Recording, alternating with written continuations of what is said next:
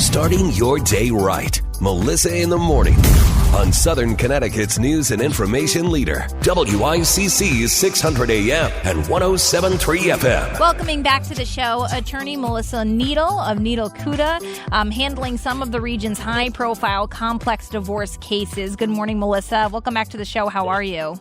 I'm well, Melissa. How are you? I'm doing fine, thank you. I know divorce is, for a lot of people, one of the most challenging experiences in life that someone can go through. So how do you, Melissa, mentally prepare clients for their divorce journey?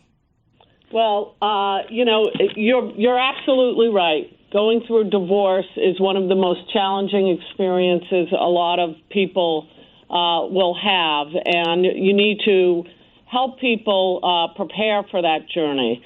And what we do here at Cuda is we really try to communicate clearly and effectively with our clients.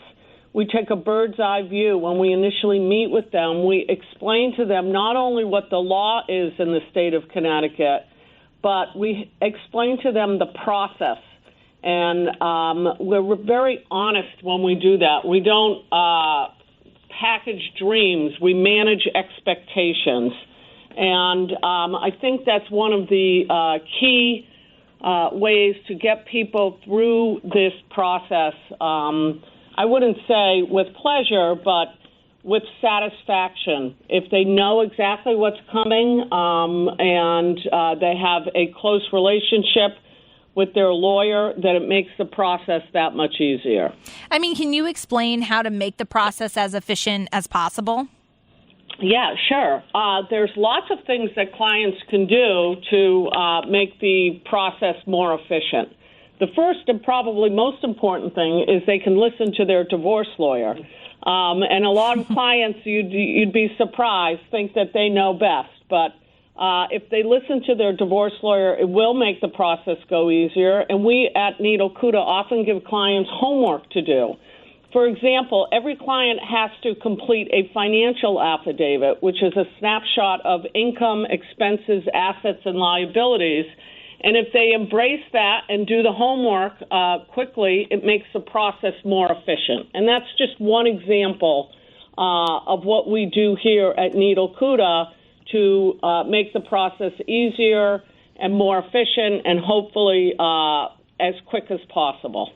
Now, property division here in Connecticut, it's treated a little bit differently than some of our neighboring states like New York, for example. So, Melissa, could you explain how property division works here in Connecticut? Sure. It's a great question and something that most clients ask me at our initial meeting. Connecticut is an equitable distribution state. And what I mean by that is the courts will divide things fairly, not necessarily equally, but fairly. And there are a number of different factors that are written in the Connecticut statute that the courts rely on to determine what is fair. For example, the length of the marriage, the health of the parties. Those are just some of the factors that the courts will consider when trying to determine what's fair. A big difference between Connecticut divorce law and New York divorce law is the definition of the marital estate. And Connecticut has a very broad definition of what assets are included in the marital estate. New York is a little bit more restrictive in terms of that definition. And that is something that we explain carefully to clients here at Cuda when they initially come to see us so that they can understand exactly what the process and what the end result may look like for them. And we're talking this morning to attorney Melissa Needle of Cuda, and we're talking about divorce. It's a very lengthy process, but with a very good lawyer, you can get through it as well. Is it possible, Melissa, to protect property that you owned before you got married or something like an inheritance? Yes, that's a question that I often get asked. And like I said, Connecticut has a very broad interpretation of what is included in the marital estate. So if you inherited an asset or you owned an asset prior to the marriage, it doesn't mean that it's not part of the marital estate. That being said, the court might not believe that equitable, which is fair and not equal, is is something that should be applied to an inheritance.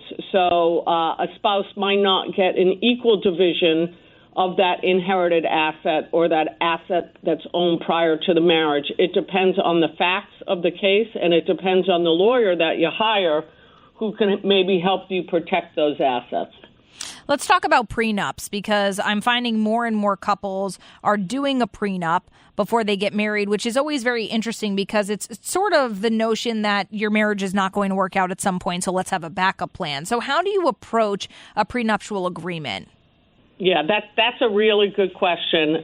It is a very odd situation where people are excited and happy and preparing to get married, and at the same time, we are trying to negotiate what would happen in the event of a divorce. That being said, prenups are very, very common. They are probably more common in situations where people are getting married for a second time and they have children from a prior relationship that they feel need to be protected.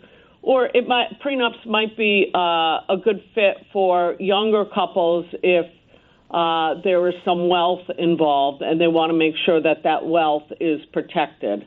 And really what a prenup does, it's basically a couple saying, we want to determine on our own how our assets and income will be divided. We do not want the laws of the state to apply to us. And that generally is the concept behind a prenup. And it's very important that couples talk and decide what it is that they want when they come to see a lawyer about a prenup, because each prenup is different depending on the couple's wants, desires, and circumstances. Well, Melissa Needle, we know you've been practicing divorce law for more than 30 years. And if people want to contact Needle Cuda and work with you guys, how do they do that? They can reach us at 203-557-9500, or they can check us out at needlecuda.com.